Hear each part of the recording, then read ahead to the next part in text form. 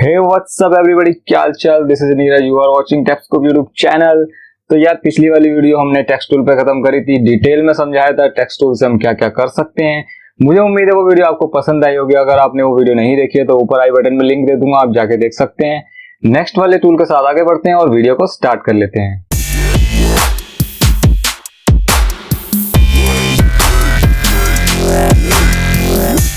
अब हमने लास्ट में क्या किया था, लास्ट में हमने ये टेक्स्ट टूल और टेबल टूल तक हमने ख़त्म कर दिया था।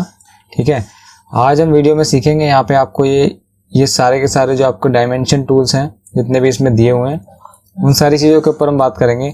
इसमें सबसे पहला ये पैरेलल डायमेंशन है, सेकंड फिर ये हॉरिजॉन्टल एंड वर्टिकल डायमेंशन, फिर एंगुलर डायमेंशन, फिर सेगमेंट डायमेंशन और 3 पॉइंट कॉल आउट। ठीक है, और उसके बाद आता है हमारा ये straight line connector, right angle connector और राउंडेड राइट एंगल कनेक्टर और एडिट एंगल। ठीक है, तो ये दोनों के दोनों आज हम इस वीडियो में सीखने वाले हैं। तो सबसे पहले स्टार्ट करेंगे हम पैरेलल डायमेंशन से। तो एक्चुअली में क्या होता है ना, ये डायमेंशन वाले टूल्स उस कंडीशन में इस्तेमाल होते हैं जैसे कि जब भी हमें कोई फाइल हमने बनाई होती है। ठीक है, एग्जाम्पल के लिए मैं यहाँ पे एक रेक्टेंगल ड्रॉ करता हूँ। ठीक है, ये रेक्टेंगल मैंने यहाँ ले लिया, इसमें मैं मान लो ये कलर फिल कर लिया और साथ में एक मैं यहाँ पे एक शेप ड्रॉ कर लेता हूँ इस तरह से।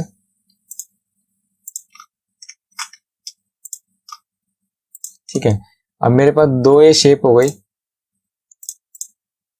ठीक है, तो इसको अब ध्यान से समझना।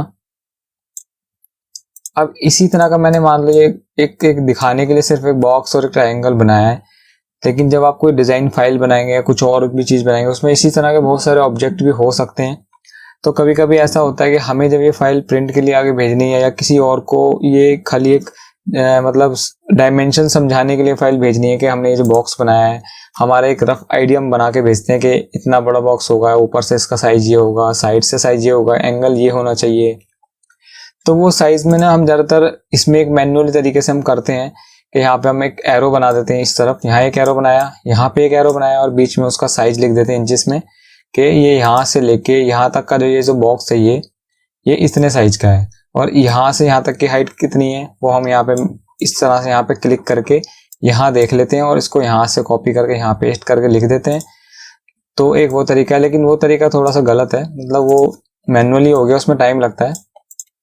तो इसका सही तरीका यहाँ पे अब हमें यहाँ पे टूल्स के थ्रू यहाँ पे दिया हुआ है, हम इन टूल्स को यूज करके उस तरीके को यूज कर सकते हैं। अब मैं आपको यहाँ पे फर्स्ट टूल से समझाना शुरू करता हूँ। ठीक है, तो सबसे पहले हम यहाँ पे लेंगे पैरेलल डायमेंशन, अपना टूल हो गया। ठीक है, अब हमें इसकी डायमेंशन पता करनी है बॉक्स की, यहाँ लेफ्ट से लेके यहाँ राइट तक की क्या डायमेंशन है, क्या साइज है। ठीक है, तो हम क्या करेंगे, यहाँ पे आप देखेंगे जैसे हम यहाँ पे अपना कर्सर रखते हैं तो इस तरीके से यहाँ पे एक नोड बन जाता है, यहाँ पे एक आइकन चेंज हो जाता है। तो हम यहाँ पे क्लिक करेंगे और क्लिक को दबाए रखते हुए हम सीधा यहाँ पे लाके, जैसे ये नोड यहाँ पे अपने आप ऐसे करके स्नैप हो जाएगा, चिपक जाएगा, हम छोड़ देंगे। ठीक है, छोड़ने के बाद हम ऊपर करेंगे अपने माउस को, जितना चाहे जितना दूरी पे हम दिखाना चाहते हैं साइज, उतना ऊपर करके वहां पे क्लिक करके छोड़ देंगे। ठीक है, तो हमें अब ये बता देगा कि हमारे बॉक्स कितने इंचेस में है या कितने सेंटीमीटर में, जो भी हमने दिया हुआ होगा ऊपर। ठीक है, तो वो चीज कैसे पता करेंगे, हम यहाँ पे जाएंगे और एक बार बाहर क्लिक करेंगे। क्लिक करने के बाद यहाँ पे जो दिखा रहा है हमें यहाँ पे इंचेस सेंटीमीटर जो भी है यहाँ पे फर्स्ट में लिखा हुआ है, तो ये साइज वही दिखाएगा हमें इंचेस में। ठीक है, तो अभी क्या करते हैं, वापस से अपने टूल पे चलते हैं। फर्स्ट टूल अपना पैरेलल डायमेंशन लेते हैं और इसकी प्रॉपर्टीज को समझते हैं। अब इस पे हमने क्लिक किया लाइन एरो पे। अब मैं इसके आपको ऊपर की प्रॉपर्टी दिखाता हूँ सारी। ठीक है, जैसे हमने इसको सिलेक्ट किया, ठीक है, ये हमने साइज इसको बता दिया। अब इसका साइज है 4 इंचेस। ठीक है, तो अब मैं इसको ऊपर की आपकी प्रॉपर्टी को समझाता हूँ। ठीक है, तो यहाँ पे सबसे ऊपर आपको दिया हुआ डेसिमल, तो इसको हम चेंज भी कर सकते हैं। डेसिमल एक प्रॉपर्टी, मतलब एक पॉइंट को मेजर करने के लिए होता है, जैसे 4.1 होता है, 4.2, 3, 5 जो भी है, तो बीच में जो डॉट लगता है मतलब किस तरह से मेजर करना है, तो उसके कुछ ये प्रकार होते हैं। एक तरह से एक डेसिमल हो गया, दूसरा एक फ्रैक्शनल हो गया। अभी हम डेसिमल पे काम कर रहे हैं, अगर हम फ्रैक्शनल पे क्लिक करेंगे तो ये कुछ इस तरीके से होता है, मतलब पहले कभी कभी ये यूज होता है। तो ये कैसे पता चलेगा, मैं इसको थोड़ा सा पहले पिक टूल से इस बॉक्स को बड़ा करता हूँ। ठीक है, ये बड़ा किया, जैसे मैं बड़ा करता हूँ तो इसे एंगल वाइज इस तरीके से कुछ बताएगा, 4:1/2 इस तरीके से कुछ ये बताता है। तो ये हम मतलब हमारे उसमें नहीं चलता, ज्यादातर बाय डिफॉल्ट हम यूज वही करते हैं, डेसिमल ही। तो डेसिमल पे मैं आपको इसको बताता हूँ करके। ठीक है, तो ये हमारा क्लियर हो गया। उसके बाद हमारा आता है ये 0.0 वाला, हमें जीरो के आगे कितने पॉइंट्स के हिसाब से हम इसको दिखाना चाहते हैं वो हम यहाँ पे इसमें दे सकते हैं, जितना भी हम वैल्यू हम देना चाहते हैं उस हिसाब से यहाँ पे हम कर सकते हैं, ठीक है। उसके बाद अगला आता है हमारा ये वाला, इसमें इंचेस, सेंटीमीटर, मिलीमीटर ये चीज़ है। तो आपको जो भी यहाँ पे क्लिक करोगे उस हिसाब से यहाँ पे आपका साइज लिखा आ जाएगा। mm में चाहोगे mm में आ जाएगा, तो जैसे चाहोगे आप इसमें उस तरीके से आ जाएगा। मैं इसको वापस पहले जैसे कर देता हूँ, यहाँ पे इन्वर्टेड कोमा टाइप का लगा हुआ है कुछ, ठीक है। ये आपको चाहिए तो आप लगा रहने दे सकते हैं, यहाँ पे नहीं चाहिए तो आप यहाँ दबा के इसको हटा भी सकते हैं, ठीक है। मैं इसको यहाँ पे लगाता हूँ। उसके बाद एक आता है आपका ये शो लीडिंग जीरो, ठीक है। तो ये होता है कि इसमें मतलब एक जीरो लीड करता है अपना, जैसे कि अगर ये बॉक्स इतना छोटा होता कि एक इंच से भी कम में जाता, इसकी वैल्यू 1 से कम में जाएगी, तो ये वहां पे हमें एक बटन देता है कि जो 1 से नीचे जो वैल्यू जाएगी वो .1 जाए या फिर 0.1 जाए, ठीक है। एग्जाम्पल के लिए दिखाता हूँ। अभी जैसे मान लो इस बॉक्स को पकड़ के मैं यहाँ से छोटा करता हूँ, ठीक है। इतना छोटा किया, अभी ये 1.7 हुआ है, इसको और छोटा करता हूँ। अब ये देखो 1 से नीचे चला गया, 0.5 हो गया, हमें 0.5 यहाँ पे दिखा रहा है, ठीक है। और हम ये चाहते हैं 0.5 की जगह खाली 0.5 दिखाए, तो हम यहाँ पे इसको बॉक्स को बंद कर देंगे, तो हमें खाली 0.5 दिखाएगा यहाँ पे, ठीक है। इसका एक इस तरह से हमने इसको यूज कर सकते हैं, ठीक है। वापस से अंडू करता हूँ मैं, अंडू करके वापस अपने साइज पे आ गया। अब उसके बाद नेक्स्ट हमारा दिखाता है ये प्रीफिक्स, ठीक है। तो प्रीफिक्स क्या होता है, प्रीफिक्स में क्या होता है, जो भी हम यहाँ पे लिखेंगे वो इस 4 नंबर के पहले में आएगा, चाहे हम इसमें कुछ भी लिखें, विड्थ लिखें, बॉक्स लिखें, इंचेस लिखें। मान लो यहाँ पे मैं इसमें एक तरह से लिख देता हूँ, इसकी विड्थ लिख देता हूँ, विड्थ के लिए मैं W लिख देता हूँ यहाँ पे सिर्फ, ठीक है। तो W लिखा, एंटर किया, तो यहाँ पे W आएगा, ठीक है। थोड़ा सा मर्ज हो गया तो इसको मैं यहाँ पे कुछ साइन दे देता हूँ, हाइफन का, ये दे दिया, तो इस तरीके से आ गया, विड्थ आ गया, ठीक है। या फिर हम यहाँ पे कुछ और लिख देते हैं, बॉक्स लिख दिया मान लो, ठीक है, एंटर कर दिया, तो इस तरीके से आएगा। यहाँ पे अगर यहाँ पे जो लिखेंगे वो इस 0 के बाद आएगा, जो भी हम लिखेंगे। यहाँ पे मान लो मैं लिखता हूँ लास्ट, लिखता हूँ यहाँ पे, ठीक है, लास्ट लिखा, तो ये इसके यहाँ पे आएगा इस तरीके से। तो यहाँ पे कोई वैल्यू डालनी है तो आप लिख सकते हैं। मैं दोनों को हटा देता हूँ उनको अभी फिलहाल, ठीक है। ये मैंने दोनों हटा दिए। उसके बाद नेक्स्ट हमारा आता है डायमेंशन। अपना ये जो होता है ना, उसको एक स्टेबल रखने के लिए होता है, डायनेमिक डायमेंशन है। तो इसमें क्या होता है, जैसे कि अगर इसमें अगर मैं इस पे अगर इसको बटन को दबाए रखता हूँ, अभी ये फिलहाल में बटन ऑन है, ठीक है, बटन ऑन है अभी। तो अभी क्या करूंगा, मैं इस बॉक्स को पकड़ के थोड़ा छोटा करूंगा, तो जैसे ही मैं छोटा करूंगा इस साइज भी यहाँ पे अपने आप चेंज कर लेगा इसका, ठीक है, इसका साइज चेंज कर देगा। मैंने छोटा किया तो ये 3 हो गया। अगर मैं चाहता हूँ कि इसका साइज मैं बॉक्स का छोटा करूँ, लेकिन वो यहाँ पे साइज उतना ही दिखाए जितना कि है, क्योंकि कई बार ये होता है ना, अब मान लो मेरे पास ये पेज तो है मेरे पास 10 इंच का टोटल, ठीक है, और मुझे बॉक्स बनाना है 15 इंच का, ठीक है। तो ये तो नहीं कि मैं अब इस कंप्यूटर के स्क्रीन में से बाहर निकाल दूंगा इस बॉक्स को, ठीक है, बाहर तो नहीं निकाल सकते। तो मैं इस बॉक्स को यहाँ पे कुछ इस तरीके से रख के दिखाऊंगा कि सामने वाले के पास जब फाइल पहुंचे तो उसे पता चल जाए कि ये बॉक्स इतने इंचेस में बनना है प्रिंट आउट में। सॉफ्टवेयर में तो हम बहुत छोटा बना सकते हैं, लेकिन साइज लिख देंगे कि रियल में जब प्रिंट हो तो इतने साइज में प्रिंट होना चाहिए, ठीक है। तो वो चीज दिखाने के लिए हमें यहाँ पे एक ऑप्शन दिया हुआ है इन्होंने। इसको अगर हम बटन को ऑफ कर देते हैं, तो अगर मैं अब इसको छोटा करूंगा, ठीक है, इसको मैं जितना भी छोटा करूंगा, ये यहाँ से देख रहे हो आप, यहाँ पे साइज बिल्कुल चेंज नहीं होगा, कितना भी छोटा करूँ ये हमेशा हमें 4 ही दिखाएगा यहाँ पर, ठीक है। तो ये आगे समझ में, अब मैं इसको अंडू करता हूँ, ठीक है, वापस अपनी पोजीशन पे आ गया पहले जैसे। अब उसके बाद नेक्स्ट हमारा आता है ये वाला टेक्स्ट पोर्शन जो है। अब टेक्स्ट पोर्शन ये है कि हमें इसको आप ध्यान से देखना, इसमें क्या है, जैसे हम यहाँ पे क्लिक करते हैं काफ़ी सारे ऑप्शन देता है। अगर हम इस पे क्लिक करते हैं तो जो हमने टेक्स्ट लिखा है वो इस लाइन के ऊपर दिखाएगा हमें, ठीक है। इस पे क्लिक करेंगे सेंटर दिखाएगा, इस पे करेंगे तो अपना ये थोड़ा सा नीचे हो जाएगा। तो ये आप अपने हिसाब से जैसा आपको पसंद वैसे आप इसको कर सकते हैं, ठीक है। और उसके बाद नेक्स्ट ऑप्शन हमें यहाँ पे दिखाता है डिस्टेंस फ्रॉम ऑब्जेक्ट, ठीक है। अगर हम इसको ओके करते हैं, उसके बाद जब हम ये वैल्यू बढ़ाएंगे, ठीक है, तो आप एक चीज़ यहाँ पे देखना, अब मैं ये वाली जब वैल्यू जब बढ़ाऊंगा तो इसमें देखो लाइन में कुछ यहाँ पे डिफरेंस आ रहा है, ठीक है। ये इसमें आपको कितना इससे हाइट ऊंची चाहिए उस चीज़ को आप कम ज़्यादा यहाँ से कर सकते हो, जितना भी आपको चाहिए आप यहाँ से कर सकते हो, ठीक है। और ऐसे इसका ये है, ये आपको एरो को वो डिस्टेंस बताएगा, ठीक है, कितना आपको ऊपर नीचे करना है इस लाइन को, कितना बढ़ाना है, तो उसके लिए ये आप जैसे चाहो वैसे कर सकते हो, ठीक है। इसे मैं हटा देता हूँ अभी। उसके बाद अगला आता है अपना ये जो आउटलाइन है एरो का, या आपको कितना रखना है, मतलब इसकी थिकनेस कितनी रखनी है, 1.5 या 2, 3 जो भी रखना है वो आप यहाँ से इसको रख सकते हो। ठीक है, ये चीज़ हो गई। और उसके बाद आता है अपना ये एरो। आपको जो लास्ट में एरो दिख रहे हैं वो किस टाइप के आने चाहिए, इस टाइप के आने चाहिए, जैसे मैंने अब ये चेंज कर दिया है, या फिर इस टाइप से कुछ आना चाहिए। तो जैसा आप चाहते हैं ये एरो वैसा बन के आपको यहाँ पे दिखा देगा। तो वो हो गया। उसके बाद ये जो लाइन आप देख रहे हैं आउटलाइन वाली, ये किस टाइप से चाहिए, ये यहाँ पे लाइन्स के ऑप्शन आपको दिए हुए हैं कुछ, यहाँ से आप ये लाइन्स का स्टाइल भी यहाँ से आप चेंज कर सकते हो। जैसे ये चेंज हो गया है, ठीक है, यहाँ पे ये इस तरीके से आप यहाँ पे लाइन का स्टाइल चेंज कर सकते हो। ठीक है, मैं नॉर्मल पे कर देता हूँ अभी। तो हमारा ये वाला टूल इस तरीके से यहाँ पे काम करेगा। अब जितने भी इसके अंदर ये टूल्स आपको दिखा रहे हैं, सारे के सारे डायमेंशन वाले टूल हैं, इन सारों की प्रॉपर्टी लगभग सेम ही होगी। जो भी प्रॉपर्टी आपको वहाँ पे दिखा रहा था, ठीक है, सब में वही प्रॉपर्टी होगी, सब कुछ सेम होगा, बस काम करने का तरीका थोड़ा थोड़ा अलग होगा। और बाकी इसमें आप ये सब मतलब प्रॉपर्टी आपने देख ली। और बाकी अगर इस खाली सिंगल इस पर आप क्लिक करते हो तो इसका आप फॉन्ट साइज बड़ा छोटा भी कर सकते हो जितना चाहते हो, बोल्ड, इटैलिक। ठीक है, यहाँ से भी आप ये सब चेंज कर सकते हो। और उसके बाद नेक्स्ट हमारा ये आता है पैरेलल डायमेंशन। पैरेलल डायमेंशन हमारा ये खत्म हो गया यहाँ पे। उसके बाद आता है हमारा हॉरिजॉन्टल और वर्टिकल डायमेंशन। ठीक है, तो अब इसमें और इसमें फ़र्क क्या है। ठीक है, तो पैरेलल डायमेंशन पहले मैं आपको एक बार बताता हूँ फिर से। अब पैरेलल डायमेंशन में पहले हमने यहाँ से एक इसकी ये ले लिया। अब हम लेते हैं इसको यहाँ से लेके यहाँ तक मेजर करते हैं, यहाँ क्लिक करते हैं, तो यहाँ इसने साइज बता दिया। ठीक है, और उसके बाद अगर मैं यहाँ कॉर्नर से बताना चाहता हूँ इसको यहाँ से यहाँ, तो ये इस तरीके से हमें यहाँ साइज बता देगा। ठीक है, इसने हमें एंगल का भी इस तरह से बता दिया, यहाँ से यहाँ तक इतना लंबाई है 5.08 का। इस वाले में क्या फ़र्क है हॉरिजॉन्टल और वर्टिकल में। अब जैसे कि मान लो हम इसको लेते हैं, ठीक है, तो मैं फिलहाल क्या करता हूँ, पहले तो इसको अंडू कर लेता हूँ। अंडू कर लिया। अब मैं अपना सेकंड वाला टूल लेता हूँ, हॉरिजॉन्टल वाला। ठीक है, अब ये मैंने टूल लिया। अब इसमें क्या है, जब भी मैं यहाँ पे बताऊंगा इस तरीके से, ये मुझे कभी ना एंगल वाइज जैसे पहले दिखा रहा था ना, ये उस तरीके से कभी साइज मुझे नहीं बताएगा।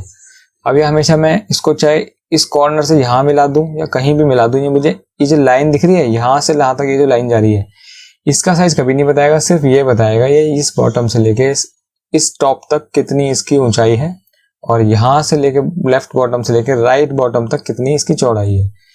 ये सिर्फ यही बताएगा, इसमें और कुछ नहीं बताएगा इसके अलावा। ठीक है, तो इसने हमें यहाँ पे इसकी चौड़ाई बता दी।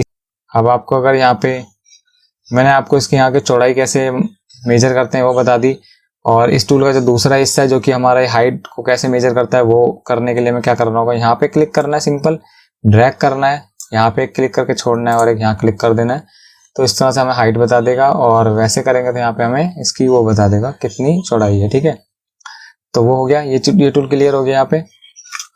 अब मैं इसको अंडू करता हूँ। उसके बाद नेक्स्ट आता है हमारा एंगुलर डायमेंशन। ठीक है, एंगुलर डायमेंशन क्या करेगा, मान लो जो ये हमने एंगल बनाया हुआ है, इसका ये जो एंगल है ये कितने डिग्री का एंगल है, ये उसको मेजर करने के लिए अगर हम यहाँ पे क्लिक करेंगे, क्लिक करके इस तरीके से यहाँ खींचेंगे, फिर क्लिक छोड़ देंगे, और उसके बाद कहाँ हम इसको दिखाना चाहते हैं, इसके अंदर ही हम ये साइज लिखा हुआ दिखाना चाहते हैं तो यहाँ छोड़ देंगे, और अगर हम यहाँ दिखाना चाहते हैं इसके आसपास तक तो यहाँ छोड़ देंगे।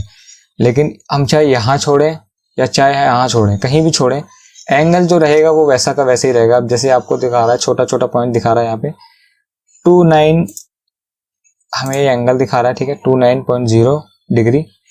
तो चाहे मैं इसको यहाँ रोकूं चाहे यहाँ रोकूं, ये मैं 29 डिग्री का एंगल ही दिखाएगा, क्योंकि ये बताएगा यहाँ से मूव होकर किस तरीके से ऊपर जा रहा है, तो एंगल ये हमारा यही रहेगा। ठीक है, तो ये हमारा एंगल देखने के लिए हमें जब एंगल मेजर करना होता है तो उस कंडीशन में आप इसको देखते हैं। अंडू कर देता हूँ मैं। ठीक है, अब अंडू के बाद ये हमारा हो गया अपना रेगुलर वाला। उसके बाद आता है हमारा सेगमेंट डायमेंशन वाला। ठीक है, तो सबसे ज़्यादा टूल जो हमारा यूज़ होता है वो ये सेगमेंट डायमेंशन ही होता है। ये बहुत इजी होता है, ये हर तरीके की एंगल हो या कुछ भी हो, सब तरीके से काम करता है। ठीक है, तो इसमें इसको यूज़ करना भी सिंपल होता है। इसके लिए सिर्फ आपको क्या करना है, ऐसे क्लिक करके आपको यहाँ पे छोड़ देना है। ठीक है, बता दिया। उसके बाद आपको ये चाहिए साइज इसका, यहाँ पे क्लिक करेंगे, छोड़ देंगे, यहाँ एक क्लिक करा और फिर यहाँ एक छोड़ दिया।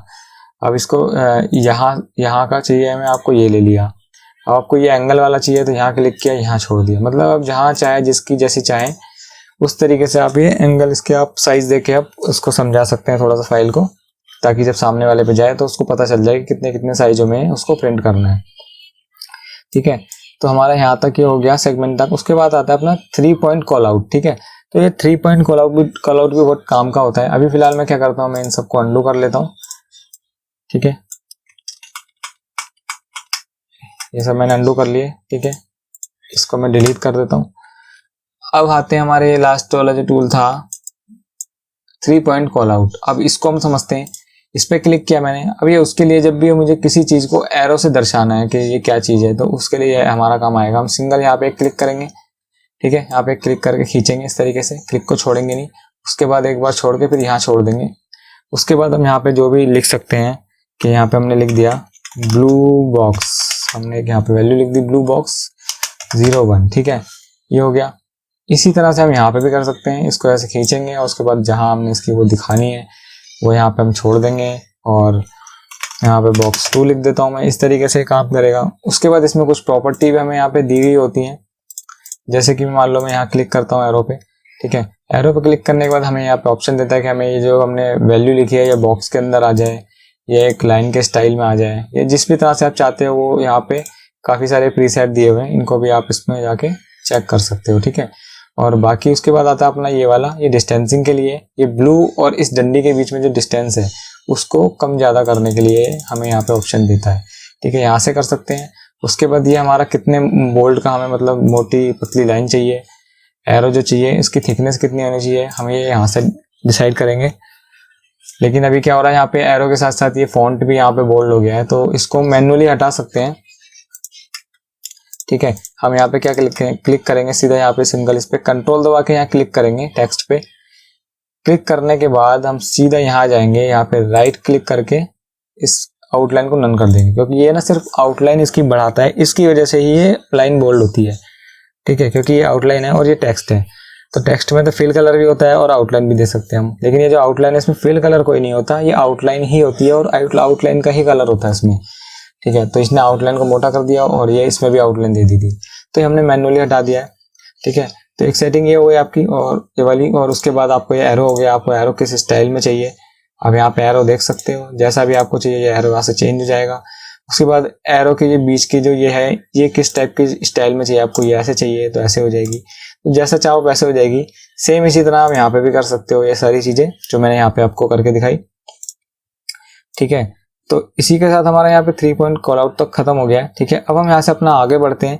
यहाँ पे हमारे पास 4 टूल्स यहाँ पे दिए हुए हैं, स्ट्रेट लाइन कनेक्टर, उसके बाद राइट एंगल कनेक्टर, ठीक है। उसके बाद ये राउंडेड राइट एंगल कनेक्टर और एडिट एंकर, ठीक है। इनको समझ लेते हैं फटाफट से। तो सबसे पहले मैं इनको डिलीट कर देता हूँ, ठीक है। अब इनका काम क्या है, स्ट्रेट लाइन कनेक्टर सबसे पहले लेते हैं। तो ये तब काम आता है जब भी हमें किसी सब्जेक्ट को या किसी ऑब्जेक्ट को मतलब हमें इसको जोड़ना होता है। मान लो एक बॉक्स में यहाँ लेता हूँ, एक यहाँ लेता हूँ, इसको क्लिक करता हूँ, कलर देता हूँ, इसको क्लिक करता हूँ, ये कलर देता हूँ, ठीक है। कलर दे दिया। अब मैं चाहता हूँ ये वाला बॉक्स और ये वाला इस तरह से जुड़ जाए। जैसे कुछ होता है ना, कभी कभी हम दिखाते हैं कि मतलब एक हमने यहाँ पे सर्कल बनाया, उसमें यहाँ पे हमने कलर फिल किया, इसमें एक छोटी सी इमेज है मान लो कोई, ठीक है। और हम इसको ये इस तरह से दिखाना चाहते हैं कि ये इमेज यहाँ पे आके एक मतलब एक बड़ा सर्कल लेता हूँ, ऐसे लेफ्ट क्लिक से खींचता हूँ, राइट क्लिक प्रेस करता हूँ, फिर लेफ्ट छोड़ देता हूँ, तो कॉपी बन गई। अब मैं इसको बड़ा कर लेता हूँ, बड़ा करके इस तरीके से मैं यहाँ पे कलर फिल कर लेता हूँ इसमें, ठीक है। अब मैं चाहता हूँ ये इस तरीके से दिखाए कि इस छोटे से अंदर जो बॉक्स सर्कल है ना, इसके अंदर एक इमेज है और वो यहाँ पे आके बड़ी होके इस तरह से दिख रही है। जो कभी कभी ऐसा इफेक्ट होता है ना, तो उस कंडीशन में हम इसको यूज करते हैं। तो करते कैसे, सबसे पहले हम फर्स्ट वाला टूल लेते हैं अपना स्ट्रेट लाइन कनेक्टर, इस पर क्लिक करते हैं। उसके बाद सिंगल हम यहाँ पे क्लिक करेंगे और ऐसे खींचेंगे, जहां भी हमें जोड़ना है वहां छोड़ देंगे, इसको भी जहां क्लिक करना है वहां छोड़ देंगे। अब ये जॉइंट हो गए। अब दोनों में फर्क ये है, अगर आप इसको ऐसे ड्रैग कहीं पे भी खींचोगे ना, तो ये इससे हटेगा नहीं, ये हमेशा इसके साथ ही चलेगा। आप इसको कहीं भी ले जाओगे इस तरीके से रहेगा ये इसके साथ में, ठीक है। तो इस तरीके से हमें कनेक्ट करने के लिए काम आता है, ठीक है। तो ठीक इसी तरह से हमारा ये बॉक्स पे भी काम करेगा, ठीक है। तो हम यहाँ पे इसको कनेक्ट कर लेंगे, यहाँ से इसको कनेक्ट किया, यहाँ से इसको किया, ठीक है। अब ये दोनों हमारे कनेक्ट हो गए यहाँ पे, ठीक है। इस तरीके से हो गया। उसके बाद दूसरा टूल हमारा कैसे काम करता है, इसको अनडू करता हूँ, इसको मैं डिलीट कर देता हूँ, ठीक है, कनेक्टर को। सेकंड वाला है हमारा ये right angle connector. Right angle connector से क्या होगा, अभी पहले वाले में क्या हो रहा था, अगर मान लो मैं आपको एग्जांपल लेता हूँ, स्ट्रेट लाइन कनेक्टर पहला वाला ले लिया, एक मैंने कनेक्ट किया यहाँ से और दूसरा मैं चाहता हूँ कनेक्ट करना है इस वाले पॉइंट से। तो अगर मैं यहाँ से इस पॉइंट से कनेक्ट कर रहा हूँ तो ये जो लाइन है इसके ऊपर से ओवरलैप होती हुई जा रही है, ठीक है। तो अगर इसकी जगह मैं ये वाला टूल इस्तेमाल करूंगा, राइट एंगल कनेक्टर, तो इसमें क्या होगा, एक मैंने यहाँ कनेक्ट कर लिया, ठीक है। दूसरा अगर मैं इस पॉइंट पे करना चाहता हूँ तो ये कभी भी इसको ओवरलैप करके नहीं जाएगा, ये इस पॉइंट को अपने आप इसको दूर करते इस तरह से राइट से होते हुए आएगा, ठीक है। और ये भी उसी तरह से काम करेगा, आपको इसको इधर उधर हर तरह से आप कर सकते हो, ठीक है। और बाकी इसकी कुछ प्रॉपर्टी होती है, जैसे जिस भी आप इस कनेक्टर वाली लाइन पे आप क्लिक करोगे ना, चाहे किसी भी टूल की, इन चारों टूल में से जितने भी कनेक्टर के अंदर ये चारों टूल हैं, किसी की भी लाइन पे क्लिक करोगे यहाँ, तो उन सबकी प्रॉपर्टी यहाँ पे लगभग इसी तरह से सेम होती है। आप इस तरह से उसको सर्कल वगैरह कर सकते हो, थिकनेस को बढ़ा सकते हो, आउटलाइन की एरोस में दे सकते हो, जो आप देना चाहते हो, किस स्टाइल में देना चाहते हो वो कर सकते हो, और बैक से कैसा एरो देना चाहते हो वो कर सकते हो। तो ये उस चीज के लिए, ठीक है। अंडू करता हूँ। उसके बाद राइट एंगल कनेक्टर हो गया, उसके बाद आता है राउंड राइट एंगल कनेक्टर, ठीक है। तो इसमें ये होगा, जब भी हम इस नोड से किसी को जोड़ेंगे तो ये राउंड होते हुए इस तरीके से हमें यहाँ पे जाता हुआ दिखाई देगा। जब भी हम कोई कॉर्नर जोड़ेंगे, यहाँ जोड़ेंगे, इस तरीके से जाता हुआ दिखाई देगा, ठीक है। तो ये हमारा राउंड होते हुए जाएगा और प्रॉपर्टी ऊपर सबकी इस तरह से सेम ही आएंगी इसकी भी। और उसके बाद आता है एडिट एंकर। तो एडिट एंकर में क्या फर्क होता है, मैं अभी फिलहाल के लिए इनको डिलीट कर देता हूँ, ठीक है। तो एडिट एंकर क्या करेगा, अब क्या है, मैं इनको जोड़ रहा था इस बॉक्स को इस बॉक्स से, तो ये किनारों पे जितने भी पॉइंट है यहाँ तो जोड़ पा रहा था, लेकिन मैं सेंटर में नहीं जोड़ सकता, ठीक है। तो अभी मान लो मैं यहाँ से कोई भी इनमें से कोई भी टूल लेता हूँ, मान लो ये लेता हूँ, मैंने एक पॉइंट यहाँ लिया और उसको मैं चाहता हूँ ये अंदर सेंटर पॉइंट है ना, यहाँ कहीं जुड़ जाए। तो ये देखो लाइन ऊपर जा ही नहीं रही है, ये सिर्फ बाहर बाहर का किनारा पकड़ रही है, अंदर नहीं जा रही। तो जब हमें अंदर किसी पार्ट को जोड़ना होता है, मान लो मैंने यहाँ पे एक बॉक्स बनाया हुआ है इस तरीके से कुछ, ठीक है। इस तरह से मैंने कुछ एक बॉक्स बना दिया यहाँ पे, ठीक है। अब ये बॉक्स, अब मैं चाहता हूँ मेरा जो पॉइंटर है वो इस बॉक्स पे कनेक्ट हो जाए जाके, ठीक है, इस बॉक्स पे कनेक्ट हो जाए। तो उस कंडीशन में मैं यूज करूंगा अपना ये एडिट एंकर वाला टूल, ठीक है। एडिट एंकर पे क्लिक करूंगा तो मुझे क्या करना होगा, यहाँ पे एक पॉइंट पे बनाना होगा, यहाँ पे एक एंकर बनाना होगा। तो एंकर बनाने के लिए क्या करूंगा, यहाँ पे मैं डबल क्लिक करूंगा, जैसे ही डबल क्लिक करूंगा यहाँ एक एंकर बन गया, देख रहे हो अब यहाँ पे एक आइकन सा आ गया, तो ये एंकर बन चुका है। और एक एंकर मान लो मैं यहाँ पे क्लिक कर देता हूँ, एक एंकर इस तरफ बन गया, 2 एंकर हो गए। अब मैं जाके अपने इन तीनों में से किसी भी टूल को यूज करके उसको कनेक्ट कर सकता हूँ, इस वाले एंकर से डायरेक्ट इस एंकर पे, या फिर यहाँ से लेके डायरेक्ट इस एंकर पे। इस तरीके से मैं ये चीज इसको कनेक्ट कर सकता हूँ, ठीक है। तो आज इस वीडियो में हमने यहाँ से पैरेलल डायमेंशन वाले सारे खत्म कर लिए और उसके बाद हमने स्ट्रेट लाइन कनेक्टर कर लिया। अगली वाली वीडियो में हम यहाँ पे ड्रॉप शेडो, काउंटर और ब्लेंड, डिस्टॉर्ट, एनवेलप और एक्सट्रूड, ये ये 6 टूल हमारे पास हैं। इन 6 टूल के बारे में अगली वीडियो में हम बात करेंगे और इनको थोड़ा सा बारीकी से समझेंगे। बहुत अच्छे वाले टूल है, मतलब बहुत इंटरेस्टिंग टूल ये है। तो दोस्तों अगर ये वीडियो अच्छी लगे तो लाइक करना प्लीज वीडियो को, और चैनल को भी सब्सक्राइब कर लेना, अगर नहीं किया हो तो सब्सक्राइब करके बेल आइकन को ऑल पे सिलेक्ट कर लेना, ताकि आपको सारी नोटिफिकेशन मिलती रहे, कोई भी मिस ना हो। अगर आप ऑल पे क्लिक नहीं करोगे तो आपको सारी नोटिफिकेशन हर बार नहीं मिलेगी, कभी कभी मिस भी हो जाएगी। तो वो आप उस चीज़ का ध्यान रख लेना दोस्तों। तो मैं मिलता हूँ आपसे किसी नेक्स्ट वाली वीडियो के साथ, नए टूल्स के साथ। तब तक के लिए take care, goodbye and thanks for watching.